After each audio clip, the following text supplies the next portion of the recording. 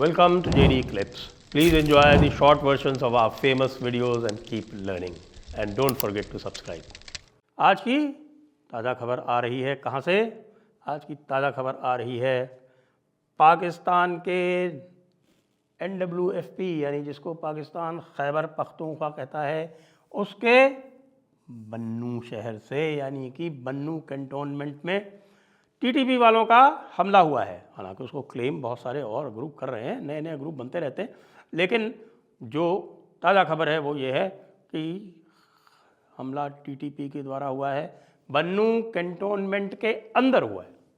बन्नू cantonment के अंदर हुआ है। इस पूरे क्षेत्र में ये जो सारा नॉर्थ वज़ीरिस्तान, साउथ वज़ीरिस्तान का ये जो पूरा क्षेत्र आप ये देख रहे हैं, ये पेशावर के नीचे का ये पूरा जो क्षेत्र है, एक क्वेटा से ऊपर था, नॉर्थ और साउथ वज़ीरिस्तान का। और यहाँ पर ये है कुर्रम एजेंसी, ये Kurram agency, north Waziristan, south Waziristan, इस पूरे में जो सबसे बड़ा कंटोनमेंट है वो है बन्नू कंटोनमेंट। और बन्नू कंटोनमेंट के ऊपर अंदर घुस के हमला किया गया। हमले में कम से कम 40 पाकिस्तानी आर्मी वाले मारे गए हैं, जिसमें 14 तो बताए जा रहे हैं कि वो जो ऑफिसर्स मेस है उसके पास मारे गए हैं। 3 कैप्टन और 2 मेजर, इनकी किलिंग जो है वो कंफर्म हो चुकी है। तो आप सोच सकते हैं कि कितना बड़ा हमला है। जिस हमले में ऑफिसर्स इतने सारे एक साथ मारे जाएं, वो तो किसी भी मिलिट्री के लिए एक डिज़ास्टर माना जाता है। और भाई साहब, आपको ये भी बता दें कि इस समय पूरे पाकिस्तान में रॉ विरोधी लहर चल रही है। वो कह रहे हैं कि ये सब रा की साजिश है, ये अपनी हरकतों का अंजाम नहीं बता रहे हैं। ये कह रहे हैं कि साहब ये तो रा की साजिश है। अरे भाई, रा जो है उसने तालिबान तो नहीं बनाई। तालिबान किसने बनाई? तालिबान का पता है आपको हेडक्वार्टर कहाँ है? तालिबान का हेडक्वार्टर है कंधार। तो भाई साहब, ये तालिबान किसने बनाई? तालिबान बनाई पाकिस्तान ने।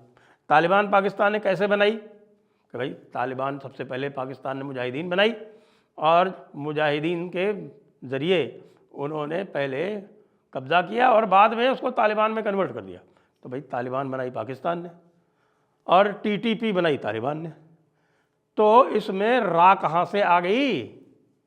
लेकिन इस वक्त पूरी रा विरोधी लहर चल रही है। इस समय आप उठा के देख लीजिए, पाकिस्तान के जो अकाउंट्स हैं, आपके यूट्यूब अकाउंट्स भी देख लीजिए और एक्स के अकाउंट्स भी देख लीजिए, उसमें सारे के सारे चिल्ला रहे हैं, अरे साहब रा ने मार दिया, रा साजिश कर रहा है, अरे कुछ करो। अरे क्या करोगे भाई? इस वक्त तो आपको ये स्थिति हो गई है कि यहाँ जो ये इंडिया वाला बॉर्डर है, इसमें से सारी फ़ौजें हटानी पड़ रही हैं।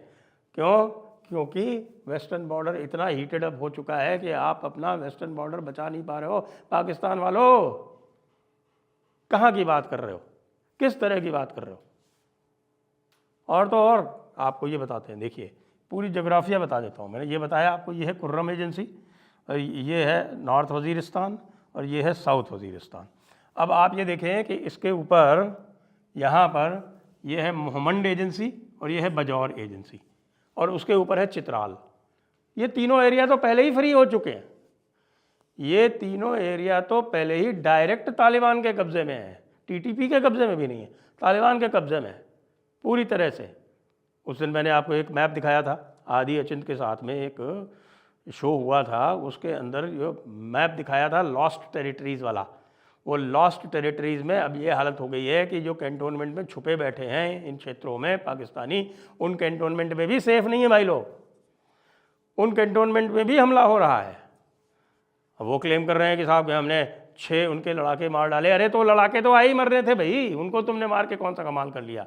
बड़ी बात तो ये है कि तुम्हारे फोर्टिफाइड कैंट्स में, सबसे बड़े कंटोनमेंट में, तुम्हारे वेस्टर्न बॉर्डर के पेशावर के बाद के सबसे बड़े कंटोनमेंट में, सबसे बड़े कंटोनमेंट कितने हैं वहाँ पे? मैं बताता हूँ आपको। इनका सबसे बड़ा कंटोनमेंट है पेशावर, और दूसरा जो सबसे बड़ा कंटोनमेंट है वो है क्वेटा। पूरे वेस्टर्न बॉर्डर की बात कर रहा हूँ, खाली खैबर पख्तूनख्वा की बात नहीं कर रहा हूँ। खैबर पख्तूनख्वा में तो 2 नंबर पे बन्नू ही है, लेकिन पूरे वेस्टर्न बॉर्डर पे नंबर 1 पे पेशावर, नंबर 2 पे क्वेटा, नंबर 3 पे बन्नू।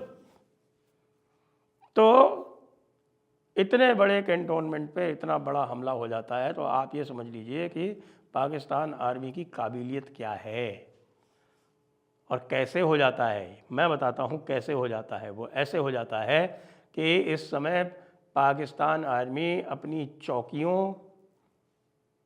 चौकियों और अपने कैंटोनमेंट के अलावा इस पूरे क्षेत्र में, यानी पेशावर छोड़ दीजिए, पेशावर के नीचे का ये जो पूरा क्षेत्र है इसमें कहीं भी मौजूद नहीं है कैंटोनमेंट्स के अलावा। अब क्वेटा के अलावा अगर हम ऊपर चलेंगे तो हमको पता चल जाएगा कि भाई थोड़े बहुत ये आप देख रहे हैं यहाँ पर, तो यहाँ कुछ कुछ और कैंटोनमेंट्स हैं, तुर्बत है, कलात है, इस तरह के कुछ और आपको कैंटोनमेंट्स दिख जाएंगे। इसके अलावा आपको कुछ नहीं मिलेगा। यहाँ पर आपको खुसदर, कलात, ये मस्तूंग, यहाँ क्वेटा है, ये आपको मिल जाएंगे, वारन, ये तुर्बत मिल जाएगा, ये पंजगुर मिल जाएगा। ये छोटे छोटे कैंटोनमेंट्स में सिमटी पड़ी ये एक बर्बाद सेना है। किसकी? हमारे भाई लोगों की। और अब एक और मुसीबत खड़ी हो गई। वो मुसीबत यह खड़ी हो गई है साहब कि यहाँ पर आ गया है ब्रास। तो एक नया सरदर्द पैदा हो गया है पाकिस्तान के लिए। आपको पता है कि पाकिस्तान में यहाँ पर जो बलोच लड़ रहे थे वो अलग अलग उनके एरियाज़ थे। वहाँ एक बलोच लिबरेशन आर्मी थी, एक बलोच रिपब्लिकन आर्मी थी, साथ में कुछ और भी दूसरे जो छोटे मोटे थे, और इन्होंने एक कंबाइंड फ्रंट बनाया है सारे बलोच ग्रुप्स का और सिंधी ग्रुप्स का। जी, ये एक नया सरदर्द हो गया। अब आप ये देखिए, ये क्या है, ये कह रहा है कि स्पोक्स पर्सन ऑफ बलोच राजी आजोई संगर ब्रास।